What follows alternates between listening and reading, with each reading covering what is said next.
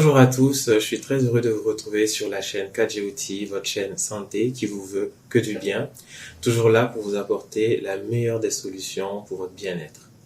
Aujourd'hui, je suis très heureux de vous retrouver pour parler d'un sujet très important, car actuellement, nous sommes dans la période de carême, de jeûne, que ce soit pour le jeûne catholique ou le jeûne musulman. C'est une période de piété où tous les croyants essaient de remplir leurs devoirs pieux.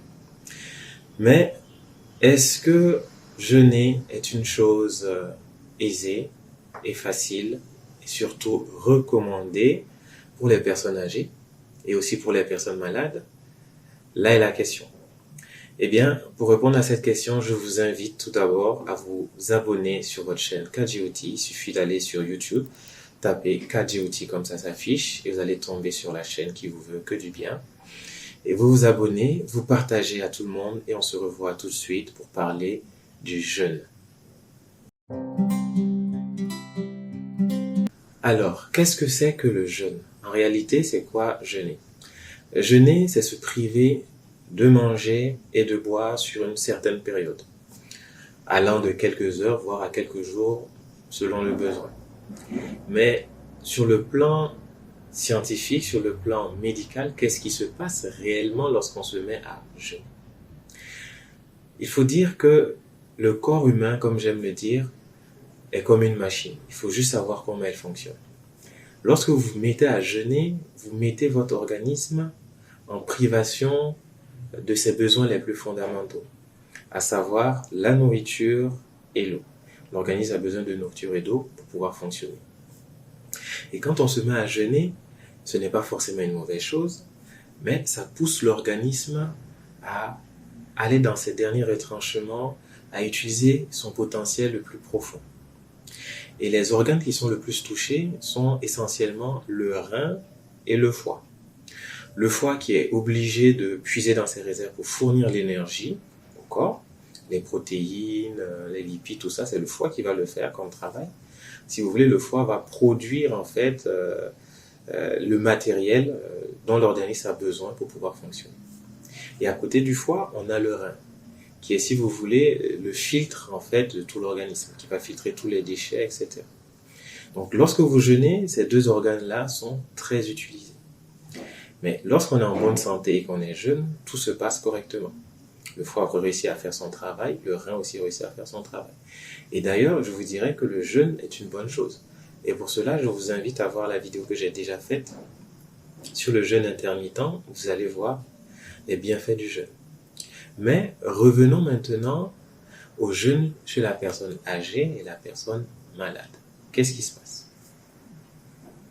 En réalité, lorsque une personne âgée ou une personne qui est malade se met à jeûner, les deux organes que l'on a vus tout à l'heure vont être surutilisés.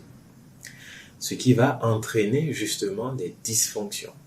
Parce que chez ces deux personnes, que ce soit la personne âgée ou la personne malade, ils ont déjà ces deux organes-là qui ne fonctionnent plus correctement. Mais lorsqu'on se met à jeûner, qu'est-ce qu'on va faire? On va les pousser encore un peu plus, alors qu'ils sont déjà assez affaiblis. Donc, qu'est-ce qui va se passer concrètement? Prenons une personne âgée qui a déjà sa fonction rénale qui a baissé d'à peu près 40 voire 50%, ça arrive.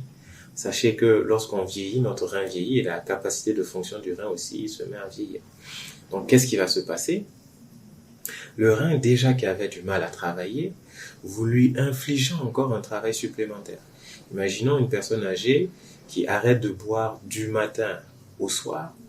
C'est un stress phénoménal qu'elle fait subir à son rein. Alors que le rein a une capacité de fonction qui est très limitée et qui ne se renouvelle pas. C'est surtout ça le problème. Donc, qu'est-ce que vous risquez? Vous risquez de créer ce que l'on appelle une insuffisance rénale. Et si vous aviez déjà une insuffisance rénale, même minime, en jeûnant plusieurs jours d'affilée, vous allez détruire le peu de fonction rénale qui vous reste. C'est la même chose avec le foie.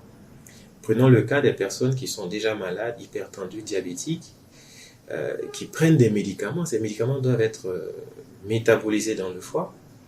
Et déjà, le foie qui a du mal à gérer ces médicaments-là, vous lui infligez encore le travail de produire en surplus, vu qu'il ne mange pas. Donc, il doit produire en surplus de l'énergie. Vous lui donnez beaucoup plus de travail. Donc l'un dans l'autre, que vous soyez une personne âgée ou une personne malade et prenant des médicaments, jeûner est vraiment déconseillé. Alors là, déconseillé. J'insiste sur le fait parce que pas plus tard qu'il y a une semaine, j'ai eu à consulter une personne âgée qui avait déjà un certain nombre de pathologies et qui me disait qu'elle voulait se dépêcher de rentrer au village pour pouvoir pratiquer son jeûne. Et j'étais obligé de lui dire encore, de lui répéter ce que je viens de vous dire. C'est délétère, c'est dangereux, voire suicidaire de vouloir jeûner lorsqu'on est malade ou lorsqu'on est une personne âgée.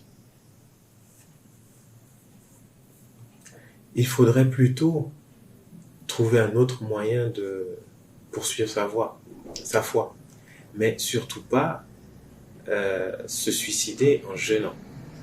Pour revenir à la question fondamentale que beaucoup posent, est-ce qu'une personne âgée, une personne malade, peut jeûner? Vous avez la réponse. C'est très très très délétère pour vous, voire contre-indiqué, pour ne pas dire dangereux. Donc, je vous invite à vraiment prendre le temps de réfléchir à la vidéo que l'on vient de faire, aux propos que l'on vous a apportés. J'ai fait une courte vidéo, mais vous avez la partie des commentaires pour me dire comment vous prenez la chose, à quoi vous pensez, à me poser des questions sur le sujet. Mais sachez que c'est vraiment dangereux pour une personne âgée ou une personne malade de vouloir jeûner. D'autant plus que dans toutes les religions, je pense que la réponse aussi s'y trouve. Je vous dis à très bientôt pour un prochain épisode. Je vous souhaite à tous un bon mois de carême. Portez-vous bien et à très bientôt.